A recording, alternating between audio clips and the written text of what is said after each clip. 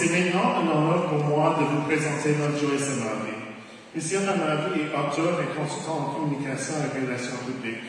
Il parle de ses expériences dans plusieurs contextes. Il a été récemment sur Tout le monde en parle et aussi sur les autres médias. Il est très impliqué dans sa communauté à Longueuil sur l'accueil des nouveaux arrivants. Donc, M. Amavi va partager quelques mots avec nous et après lui, ma collègue Jenny Jeans va aussi donner quelques remarques. Donc, merci et love Joyce.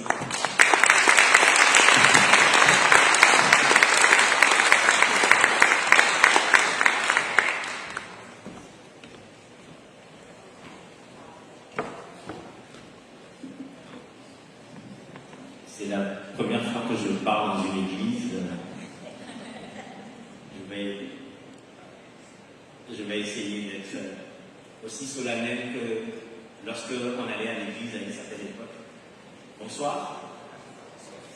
Je voudrais d'abord remercier toute l'équipe d'Action Réfugiés Montréal pour l'opportunité qu'ils m'ont donnée de prendre la parole ce soir à l'occasion de la journée des droits des réfugiés.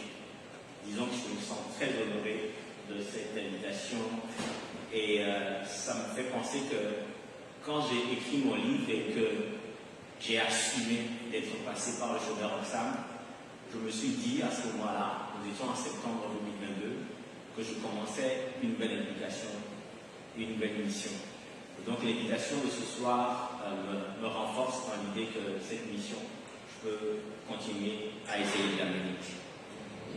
Et alors, j'ai écrit quelques petits mots que je vais vous lire. Merci pour votre attention. Chers invités, chers participants, mesdames et messieurs, nous sommes en 2023 et il faut encore sensibiliser les pouvoirs publics d'États démocratiques sur l'importance de garantir les droits de personnes réfugiées.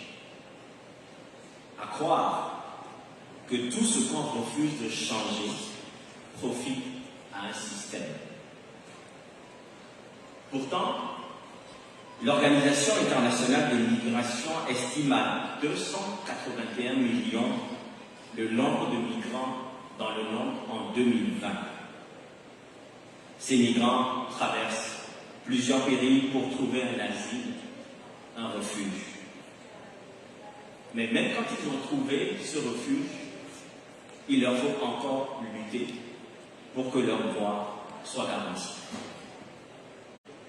Lorsque j'ai quitté mon pays, le Togo, en avril 2017, je fuyais l'intolérance, la discrimination pour divergence d'opinion, la réclusion et l'exclusion. En quittant les États-Unis, ensuite en août de la même année, pour emprunter avec beaucoup d'autres la route vers le chemin Roxham, je fuyais encore l'intolérance, l'exclusion, la violence verbale, les risques de violence armée, le rejet institutionnel qui caractérisait alors la présidence de Donald Trump. J'ai trouvé refuge au Canada et je vis ici depuis 6 ans.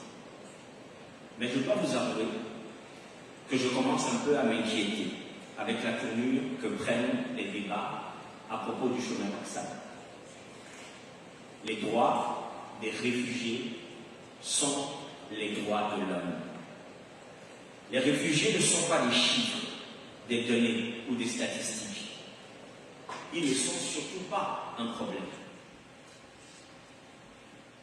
Ce sont des êtres humains, des vies humaines qui méritent d'être accueillis, intégrés et préservés.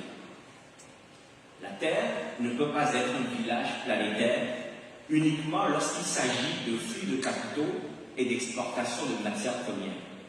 Et quand il est question de vies humaines, on s'interroge sur leur aptitude à être accueillis, sur les éventualités de les recevoir et pire, sur la disponibilité qu'on peut leur accorder au point de leur garantir les mêmes droits.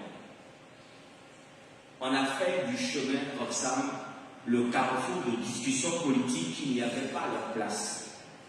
On a grossi les traits sur la question pour tromper l'opinion publique.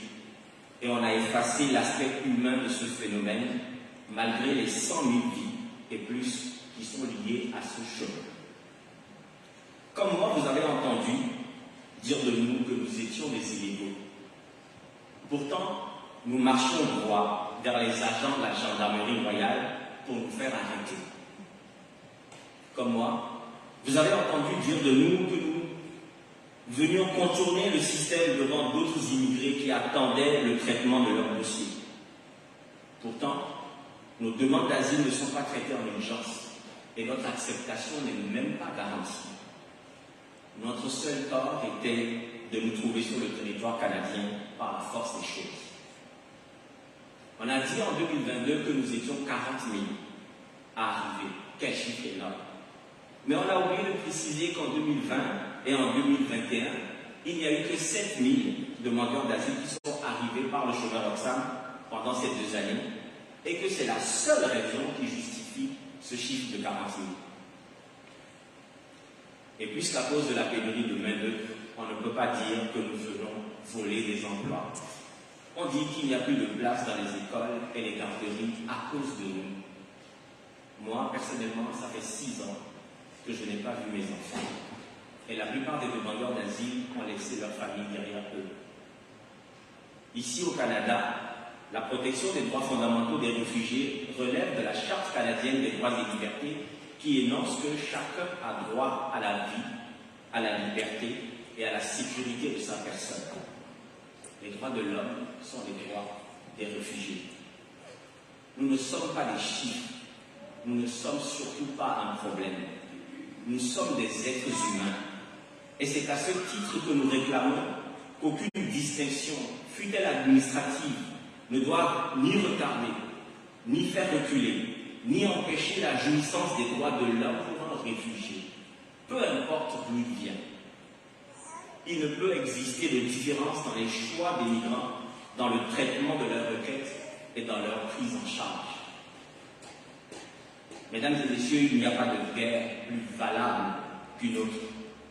Il n'y a pas de catastrophe naturelle, climatique, environnementale plus valable que l'autre. Il n'y a pas de persécutions qui sont, elles, agréées et d'autres indignes de considération.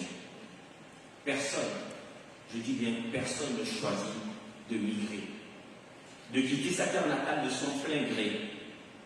Toute situation et tout contexte qui requiert le déplacement d'un territoire à l'autre est définitivement une contrainte. Nous ne choisissons pas de partir.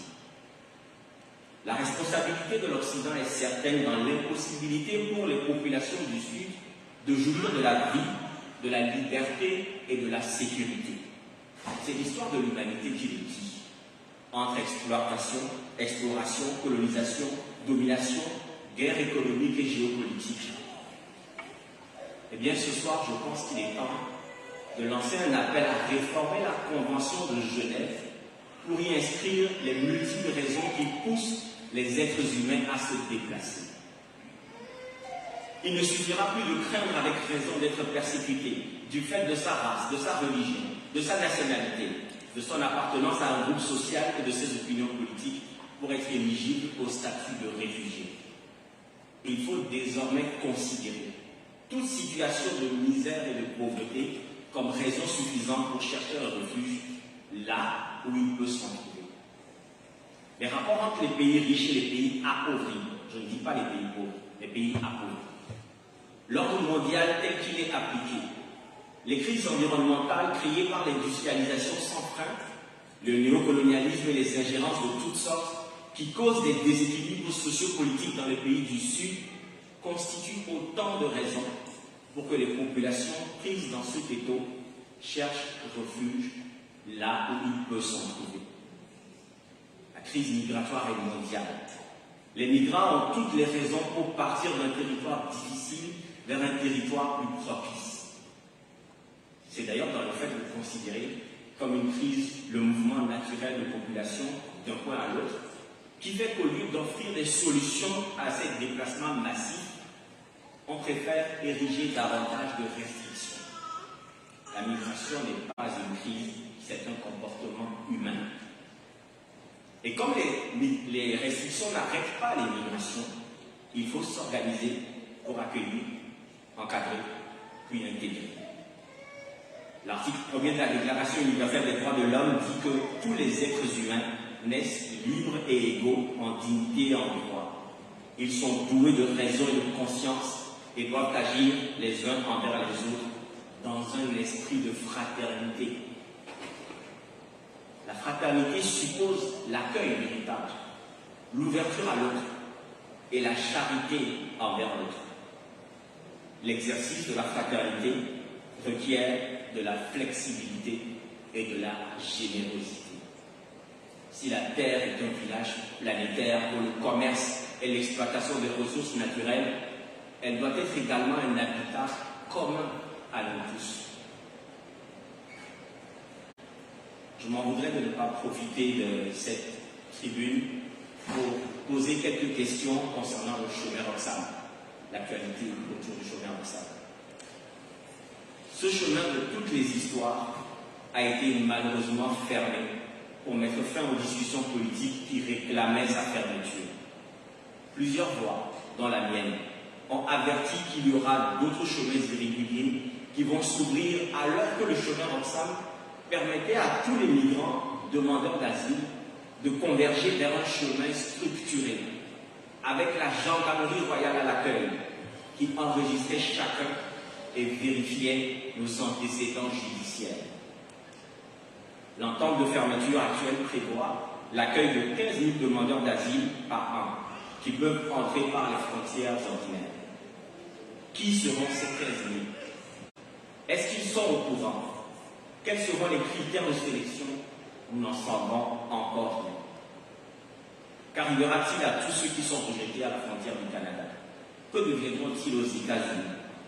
Seront-ils laissés à la merci des passeurs qui vont les conduire par d'autres entrées autres que le chemin Roxane? À quel prix? Au prix de combien de vies? Et tous ceux qui ont déjà traversé et qui attendent ne serait-ce que leur permis de travail. On parle aujourd'hui d'un délai de plus de 24 mois. Quelle est cette vie qu'on leur impose? Ils ont un papier brun qui sert d'identité du demandeur d'asile avec un numéro d'identification unique et une photo d'identité, mais ce n'est pas valable pour travailler. Pourquoi? Quelle est la logique qui justifie qu'un document avec photo peut servir à aller à l'hôpital, ouvrir un compte en banque, mais pas pour travailler?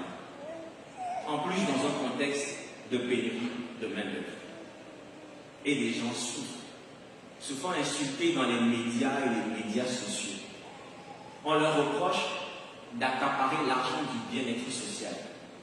Eux, tout ce qu'ils veulent, c'est travailler dignement, prendre soin d'eux-mêmes et de leurs enfants dignement.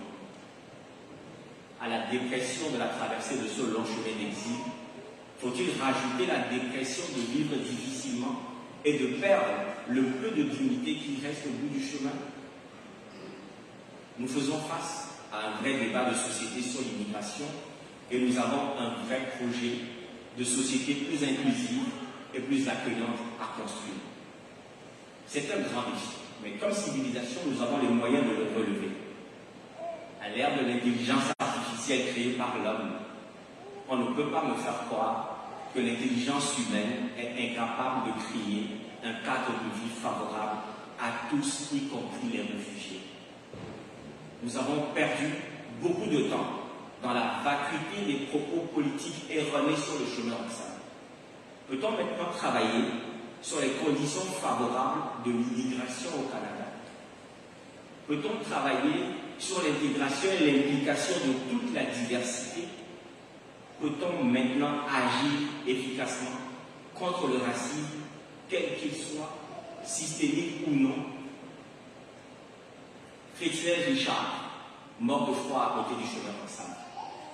Les Chaudari et les Yorgash à Osasné, morts noyés dans le Saint-Laurent, parce que refusés ici par l'administration, ne trouvant pas de solution sur le sol canadien, ils ont décidé dans leur vulnérabilité de partir aux États-Unis avec des enfants. Quelle idée de refuser l'asile aux parents d'un enfant canadien? On me dira certainement que c'est plus complexe que cela. Mais quelle est cette humanité qui fait fi de la parentalité en raison d'une condition administrative, mesdames et messieurs? Chers amis, en 2017, l'accueil chaleureux des gendarmes au Chômeur-Oxam m'a aidé à ignorer les conditions difficiles dans lesquelles j'étais détenu à Saint-Bernard-de-la-Côte.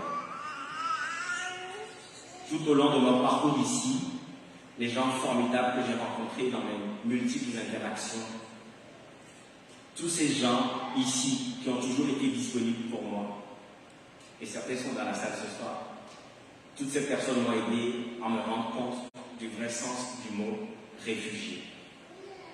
Réfugié, c'est celui qui a trouvé un abri dans sa fuite, mais c'est surtout celui qui a arrêté de fuir. De grâce, ne nous faites pas fuir à nouveau. Si quelque part au Canada, au Québec, nous nous sommes égarés à cause de la pandémie, peut-être, et que nous avons oublié qui étaient les anges gardiens au temps fort de cette pandémie de la COVID-19, s'il vous plaît, il est temps de nous retrouver et de retrouver notre ardeur pour la solidarité, la générosité et la fraternité. Je vous remercie.